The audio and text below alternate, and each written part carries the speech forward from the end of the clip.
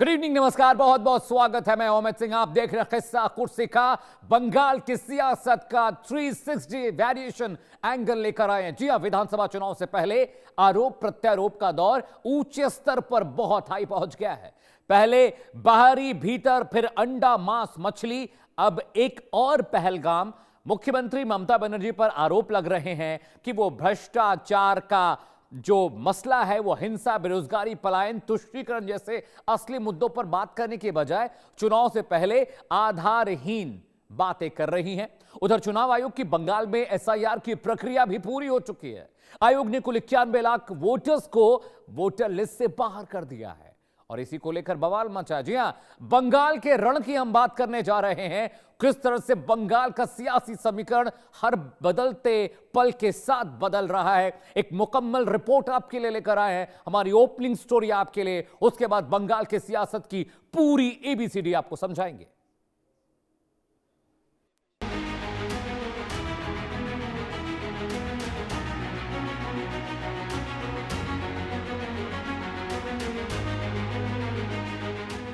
बंगाल में चुनाव की तारीख नजदीक आती जा रही है। राज्य में 15 साल से सत्ता में बैठी टीएमसी लगातार चौथी बार वापसी के लिए पूरा जोर लगा रही है, तो बीजेपी भी ममता सरकार के राज में हुए भ्रष्टाचार, घोटाले और हिंसा को लेकर आक्रामक है। चुनाव है तो बार पलटवार होना तय है।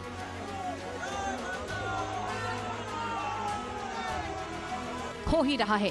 मुख्यमंत्री ममता बनर्जी पिछले कुछ दिनों से अंडा मांस मछली की बात करते हुए बीजेपी के खिलाफ नैरेटिव बनाने में लगी हैं कि बीजेपी की सरकार बनी तो मांसाहार बैन कर देंगे। अब ममता ने एक कदम आगे बढ़ाते हुए कोलकाता को निशाने बनाए जाने के पाकिस्तानी रक्षा मंत्री ख्वाजा आसिफ की गिरड़ भपकी को लपक लिया है। ममता बनर्जी ने नदिया जिले के बेथुआ डहरी में जनसभा को संबोधित करते हुए बीजेपी पर हमला बोला है। पाक रक्षा मंत्री ने कहा कि वो भारत को निशाना बनाएंगे। पीएम मोदी ने यह क्यों नहीं कहा कि हम कार्रवाई करेंगे? इसकी क्या वजह है? क्या कोई ब्लूप्रिंट तैयार है? क्या चुनाव से पहले एक और पहलगाम होने वाला है? पहलगाम में हुए आतंकी हमले का खौफनाक मंजर अब भी लोगों की आंखों में ताजा है। जब पाक आतंकियों ने नाम पूछ कर हिंदुओं को निशाना बनाया था, पहलगाम हमले के जवाब में ही भारत ने ऑपरेशन सिंदूर के तहत पाकिस्तान को ताउम्र ना भूलने वाला सबक दिया। आज पाकिस्तान की गिरड़ भपकी को ममता ने अपने चुनावी फायदे के लिए इस्तेमाल करने की कोशिश की है। बीजेपी यही आरोप लगा रही है। बीजेपी का कहना है ममता बनर्जी ने बर्बर पहलगाम आतंकी हमले को ब्लूप्रिंट बताया। पहलगाम में पाक आतंकियों ने बेकसूर हिंदुओं की हत्या की। ममता ने पहलगाम की घटना को स्क्रिप्ट तक कह दिया। टीएमसी की वोट बैंक को खुश करने की कोशिश। नॉनवेज पॉलिटिक्स की तरह भले ही दीदी ख्वाजा आसिफ की कोरी धमकी को भुनाने में लगी हैं, लेकिन रक्षा मंत्री राजनाथ सिंह ने पाकिस्तानी रक्षा मंत्री ख्वाजा आसिफ को सीधे और साफ चेतावनी दी है। उत्तर 24 परगना के बैरकपुर में चुनाव प्रचार के दौरान राजनाथ सिंह ने कहा, पाक के रक्षा मंत्री को ऐसी भड़काऊ बातें नहीं करनी चाहिए। 1971 में भी पाक ने बंगाल की तरफ नजर उठाने की कोशिश की थी। 55 साल पहले भी पाकिस्तान को कीमत चुकानी पड़ी थी। 55 साल पहले पाकिस्तान के 2 टुकड़े हो गए थे। बंगाल की ओर देखा तो इस बार पाक के कितने टुकड़े होंगे भगवान ही जाने। वैसे मैं कुछ बोलना नहीं चाहता हूं, लेकिन पाकिस्तान के डिफेंस मिनिस्टर ने जो स्टेटमेंट दिया है उसके बारे में इतना ही कहना चाहूंगा कि उन्हें यह नहीं भूलना चाहिए कि आज 55 ईयर पहले 1971 में एक बार बंगाल की तरफ नजर उठाने की कोशिश पाकिस्तान ने की थी, तो पाकिस्तान के 2 टुकड़े हो गए। एक पाकिस्तान रह गया, दूसरा बांग्लादेश बन गया। इस बार यदि हरकत की गई हमारे बंगाल की तरफ नजर उठाने की, तो उसका क्या परिणाम होगा यह भविष्य के गर्भ में ही लिखा हुआ है और इसका पता चल जाएगा। राजनाथ सिंह ने ख्वाजा आसिफ को तो चेताया ही, बंगाल की मुख्यमंत्री ममता बनर्जी को भी आड़े हाथों लिया। राजनाथ सिंह ने ममता बनर्जी पर बंगाल में सिर्फ अत्याचार करने का आरोप लगाया। ममता दीदी 3 बार यहाँ की मुख्यमंत्री, आपने बंगाल के लिए क्या किया? आपने सिर्फ अत्याचार किया, बाकी राज्यों की तुलना में बंगाल को पीछे किया। टीएमसी ने बंगाल के हालात को बदतर बना दिया। मैं देश का रक्षा मंत्री हूं, मैं बोल रहा हूं, अब इससे ज्यादा क्या हो सकता है? यह आवश्यक नहीं है कि हर व्यक्ति बोले, लेकिन इस तरीके का प्रोवोकेटिव स्टेटमेंट पाकिस्तान के डिफेंस मिनिस्टर के द्वारा नहीं दिया जाना चाहिए, क्योंकि एक बार इसका खामियाजा वो भुगत चुके हैं। आज के 55 ईयर्स एगो, यानी 55 वर्ष पहले, उसका परिणाम यह हुआ कि पाकिस्तान 2 टुकड़ों में खंड खंड हो गया। एक पाकिस्तान बना और बांग्लादेश, और इस बार ऐसी ही हमारे बंगाल की तरफ नजर उठाकर देखने की कोशिश की तो कितने टुकड़े होंगे ये ऊपर वाला ही जानता है। राजनीतिक विश्लेषक मानते हैं कि जब विपक्ष ममता सरकार में एसएससी घोटाला, राशन घोटाला, हिंसा की बात करता है तो ममता बनर्जी सीधे जवाब देने की जगह नैरेटिव को दूसरी दिशा में मोड़ देती है। कभी नॉनवेज पॉलिटिक्स करके तो कभी पाकिस्तान की कोलकाता को निशाना बनाए जाने की धमकी की बात कहकर। हर एक लोकतंत्र के महापर्व की अपनी अहमियत होती है, तो यहाँ पर सबकी प्रतिष्ठा दाव पे लगी हुई है। और यहाँ पर बड़ा गौरतलब होगा देखना कि खासतौर पे पश्चिम बंगाल, यानी कि चुनाव असम में भी हैं और केरलम में भी है, पुडुचेरी में है, असम में है, लेकिन सबसे ज़्यादा जो ध्यान केंद्रित है पश्चिम बंगाल।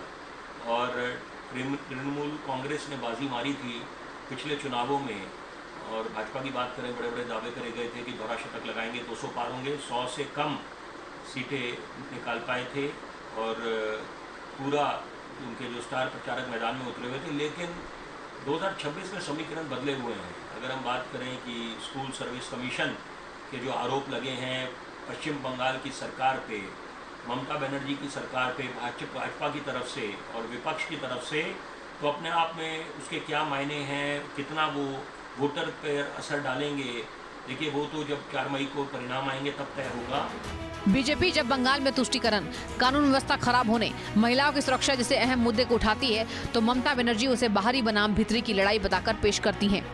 ये बड़ा एक तरह से चिंता की बात है कि एक आम आदमी बहुत ही हताश महसूस करता है, और पश्चिम बंगाल का जो वोटर है जब चुनावी मैदान में निकलेगा और अब लोकतंत्र के महापर्व में अपनी भूमिका निभाएगा, तो वो कई मुद्दे उसके जहन में होंगे। वो मद्देनज़र रखेगा कि अगर हम बात करें आरजी कौर में क्या हुआ, संदेश खली में क्या हुआ, और ये जो स्कूल सर्विस कमीशन की बात करें जो एक बहुत बड़ा एक स्कैम बन के उभरा, और भाजपा बड़े मुखर होके इनके जितने नेता हैं घेरा तृणमूल की सरकार को, ममता दीदी पर उन्होंने डायरेक्ट सीधे आरोप लगाए। राजनीतिक विश्लेषकों का ये मानना है कि अगर वह स्थानीय स्तर पर भ्रष्टाचार या कट मनी के मुद्दे पर विस्तार से बात करेगी तो इससे उनकी अपनी ही पार्टी के कैडर में असंतोष पैदा हो सकता है। इसलिए वे इन मुद्दों पर चुप्पी साधकर सीधे जनता से दीदी के रूप में जुड़ने की कोशिश करती हैं। बीजेपी नेता और केंद्रीय मंत्री गिरिराज सिंह का आरोप है कि दीदी बंगाल में बेरोजगारी और गरीबी की बात नहीं करती, वे बंगाल को बांग्लादेश बनाना चाहती है। इतनी घबराई हुई है अपने कुकर्मों के लिए, अपने पाप को छिपाने के लिए, जो उन्होंने बंगाल में की है। भ्रष्टाचार की दलदल में डूबी हुई ममता बनर्जी आज अपने ही कर्मों से वो जाएंगी। बंगाल में कभी वो चर्चा नहीं करती कि बेरोजगारी क्या है, बेरोजगारी की बात नहीं करती, गरीबी की बात नहीं करती। वो केवल एसआईआर, पुलिस और ये भी नहीं करती कि बंगाल को बांग्लादेश बनाना चाहती हैं और घुसपैठियों के साथ नमाज पढ़ेंगी, लेकिन वहां के हिंदुओं के लिए कुछ नहीं करेंगी। ममता बनर्जी इससे पहले भी पहलगाम हमले को सरकार की इंटेलिजेंस विफलता कहकर सवाल उठा चुकी हैं, लेकिन ऐन चुनाव के वक्त पहलगाम हमले को लेकर की गई उनकी टिप्पणी ने सियासी माहौल को गरमा दिया है। Bureau report, India news. तो क्या मुख्यमंत्री ममता बनर्जी असली मुद्दों से जनता को भटकाने की कोशिश कर रही हैं? ममता बनर्जी भले ही बीजेपी के आरोपों पर सीधे जवाब न देकर हर बात को बंगाली अस्मिता से जोड़ने की पुरजोर कोशिश करती हूं, लेकिन बीजेपी का आरोप है कि बंगाल में कई महत्वपूर्ण अहम मुद्दे हैं जिनसे ममता बनर्जी भागती रही हैं। वो मुद्दे कौन कौन से हैं, आइए फटाफट आपको बताते हैं। मुद्दा नंबर 1, बेरोजगारी।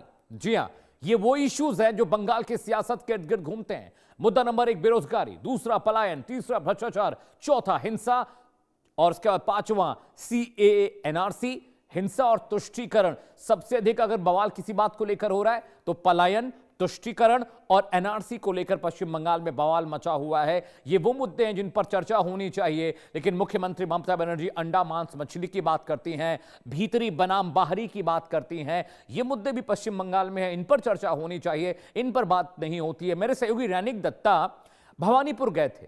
वो इलाका जो है मुख्यमंत्री ममता बनर्जी का है, लेकिन वहां पर जनता खुश नहीं थी। सीधे ग्राउंड जीरो पर चलते हैं। रैनिक दत्ता कोलकाता से मेरे साथ जुड़ रहे हैं, और अजीत पेंदोला साहब भी वरिष्ठ पत्रकार है, वो भी मेरे साथ। रैनिक, हम हर रोज आपकी वो ग्राउंड रिपोर्ट देखते हैं जो आप पश्चिम बंगाल के मुख्तलिफ इलाकों से हमारे दर्शकों के लिए भेज रहे हैं। मुझे आश्चर्य तब हुआ जब भवानीपुर की जनता ने यह कहा, जो कि मुख्यमंत्री का एरिया है, उन्होंने कहा कि भाई साहब हमारे यहां बिजली नहीं है, हमारे यहां पानी नहीं है, महिलाएं सुरक्षित नहीं है। तो मुख्यमंत्री कर क्या रही हैं कि उन्हीं के इलाके के लोग खुश नहीं है, पूरा पश्चिम बंगाल तो छोड़ ही दीजिए। रैनिक, ओवर टू यू। एकदम देखिए, जैसे कि आप कह रहे थे कि भवानीपुर एरिया जो कि ममता बनर्जी का खुद का रेसिडेंस जिस जगह पर है, ममता बनर्जी उस जगह का बहुत दिन का वोटर है, ममता बनर्जी उस जगह में ममता बनर्जी का घर कहा जाता है। मगर उस जगह का लोगों की तरफ से जो 2-3 पॉइंट उठाया जा रहा है वो बहुत ही महत्वपूर्ण है। उसमें से सबसे इंपॉर्टेंट पॉइंट है सिंडिकेट। 2011 के बाद से तृणमूल का सरकार पश्चिम बंगाल में तैयार होने के बाद से सिंडिकेट ये सब जो है वो बहुत चर्चे में आया था, क्योंकि तृणमूल का जो कर्मी है वो लोग एक सिंडिकेट तैयार किए थे, जिस सिंडिकेट के माध्यम से अगर किसी का घर तैयार करना हो, अगर घर में एक दीवार तैयार करना हो, घर के सामने एक ईंट बाली या पत्थर अगर फेंकना हो, तो भी तृणमूल का जो सिंडिकेट है उस सिंडिकेट से ही वो लेना पड़ेगा। और अगर घर में अगर आप पेंट भी कराएंगे, घर का दीवार में अगर आप कलर भी करना चाहेंगे, फिर भी तृणमूल का सिंडिकेट को पैसा देना पड़ता है। ये आरोप जो 2011 साल से लगाया गया था वो आरोप 2026 में भी देखने को मिल रहा है, क्योंकि भवानीपुर का लोग कह रहे हैं कि उस जगह पर सबसे ज्यादा है सिंडिकेट राज। और सिंडिकेट का प्रॉब्लम के साथ साथ 2-3 और भी प्रॉब्लम है। क्या प्रॉब्लम है कि बहुत सारे भवानीपुर का बहुत सारे ऐसा एरिया है जो एरिया शहर या तो अर्बन एरिया में नहीं पड़ता है, बहुत सारे बस्ती एरिया है। उस बस्ती एरिया में सही तरीके से पानी नहीं मिलता है, पानी का सुविधा उधर सही तरीके से नहीं है। और उसके साथ साथ ही अगर देखा जाए तो बेरोजगारी सबसे इंपॉर्टेंट है। जो उस जगह का जो लोग है, भवानीपुर का लोग कह रहे हैं कि पश्चिम बंगाल में नौकरी नहीं है। भवानीपुर का मैक्सिमम जो नौजवान वो भवानीपुर छोड़कर, ये तो पश्चिम बंगाल छोड़कर दूसरे राज्यों में उनको जाना पड़ रहा है। मसला सिर्फ हिंसा नहीं है, भवानीपुर के लोग मसला पलायन का भी है। अभी अगले आधे घंटे लगातार हम आपके साथ बने हुए रहेंगे। Please stay with me. Ajit Pendola sahab भी मेरे साथ है, लेकिन एक कंटेंट आपको पहले दिखा दे जिसे लेकर बहुत बवाल मचा है। चुनाव से पहले पश्चिम बंगाल में कुछ और वोटर्स के नाम वोटर लिस्ट से हटा दिए गए।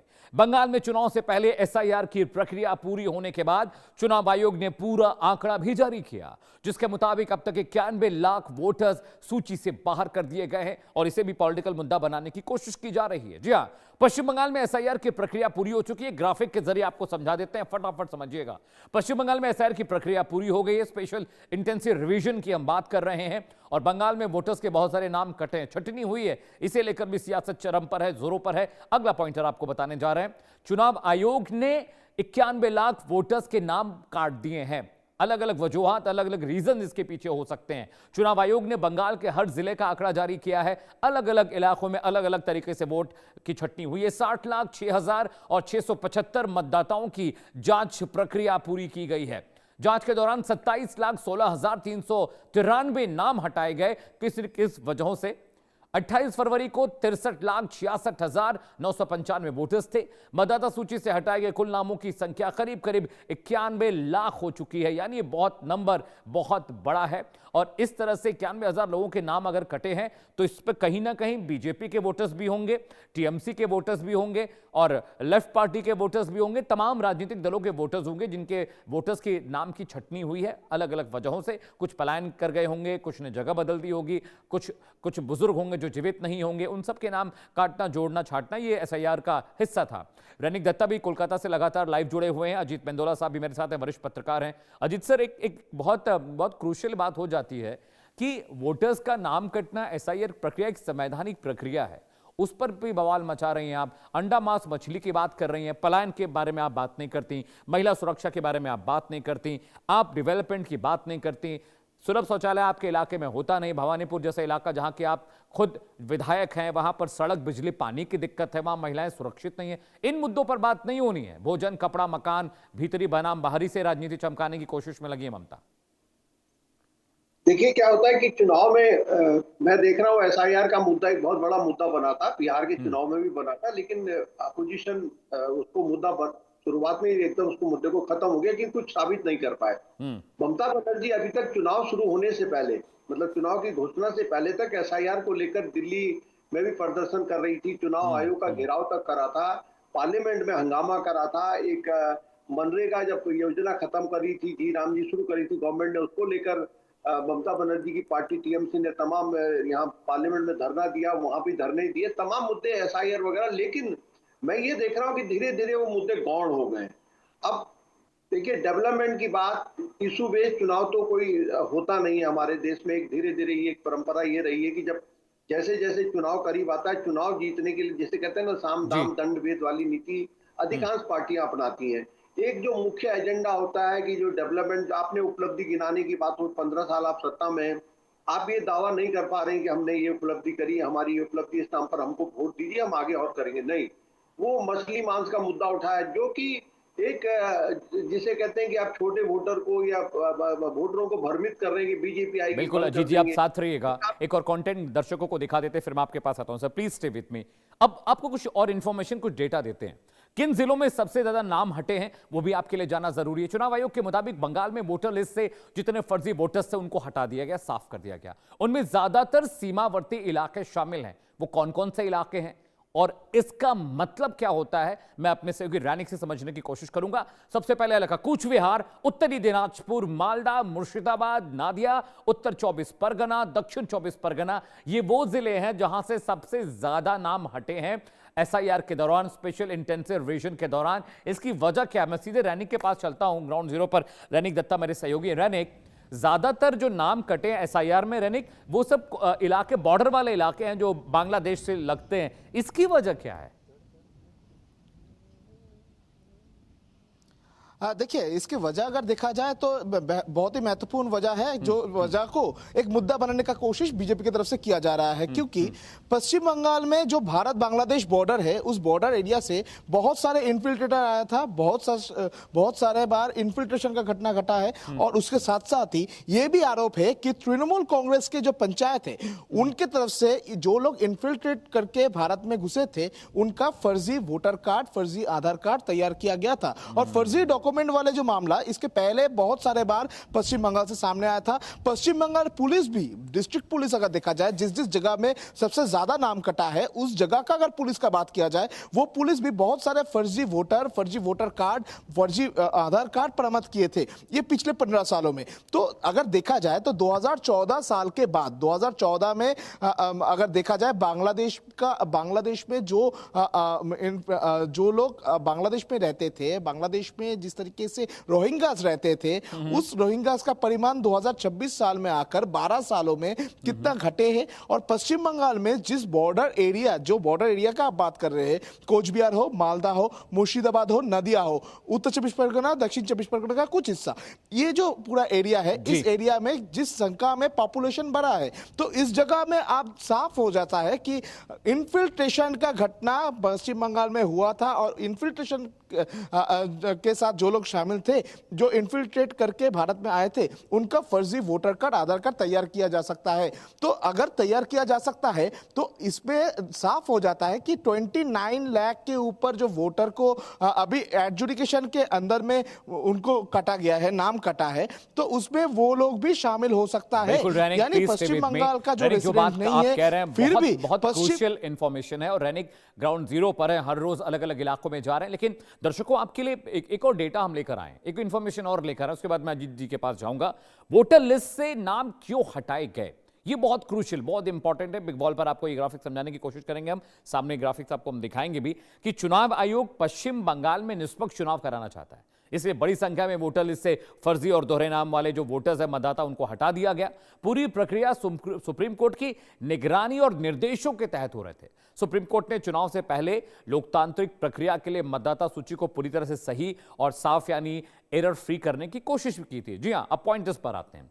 आयोग का मकसद अवैध वोटर्स को लिस्ट से बाहर करना था। शुरू से चला ये पीसीआर, जो एब्सेंट, शिफ्टेड, डेड, डुप्लीकेट श्रेणी के जो लोग थे, जिनके एड्रेस थे, आधार थे, उनको भी हटा दिया गया है। बहुत इंपॉर्टेंट चीज आपको बता रहा हूं, 32.65 लाख लोग अपने मूल पते पर मिले ही नहीं, यानी जो एड्रेस उन्होंने दिया था अपने वोटर लिस्ट में, अपने वोटर पहचान पत्र में, वो था नहीं। ये मतदाता स्थायी रूप से कहीं और बस गए हैं, शिफ्ट हो गए हैं या पलायन कर गए हैं।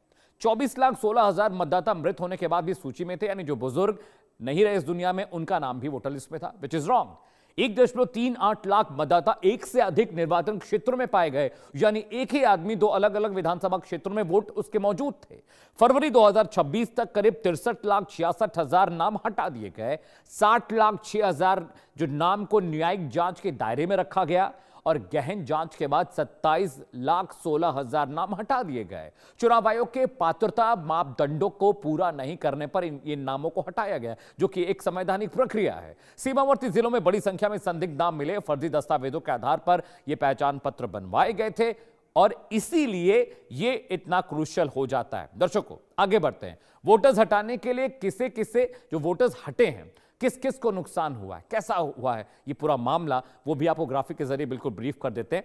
जी हां, लाखों की संख्या में वोटर्स के नाम मतदाता सूची से हटाए जाने से चुनाव आयोग में किस किस दल को नुकसान हो सकता है, ये डिटेल, ये भी आपके लिए इंफॉर्मेशन लेकर आए। हमारे प्रोड्यूसर ने वो डिटेल भी आपके लिए निकाली है। जी हां, अब संभावित जो नंबर्स हैं, डेटाज, उनकी बात कर लें। नुकसान की आशंका ज्यादा है अलग अलग पार्टियों के लिए। शुरू से नाम काटने का विरोध लगातार टीएमसी करती रही है।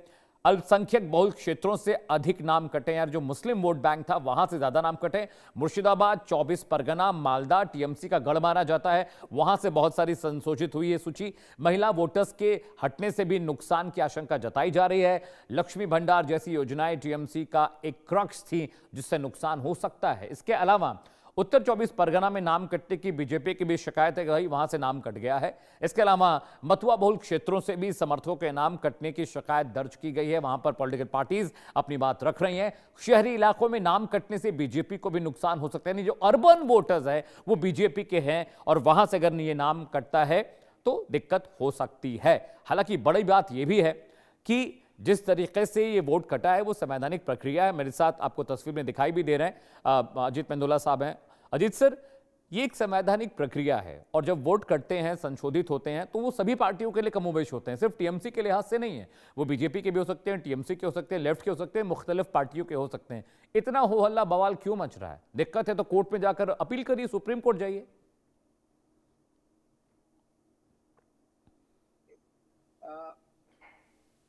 चुनाव से पहले 65 लाख मतदाताओं का विपक्ष ने बहुत बड़ा मुद्दा बनाया था। पार्लियामेंट नहीं चलने दी पूरे सेशन में, पूरा सेशन पार्लियामेंट का हंगामे में गया और उसके बाद जैसी चुनाव प्रचार के लिए कांग्रेस वहां पहुंची, सुप्रीम कोर्ट के आदेश पर चुनाव आयोग ने जो 65 लाख नाम काटे थे उनको लिस्ट को जारी कर दिया, जिला वाइज जारी कर दिया। आज तक कांग्रेस, आरजेडी या पूरा विपक्ष एक आदमी ऐसा सामने नहीं ला पाए कि भाई ये आदमी जिंदा, इसका नाम काट दिया गया। मतलब एक ही सतत प्रक्रिया है, इसमें सवाल नहीं उठने चाहिए, मेरा ये मानना है।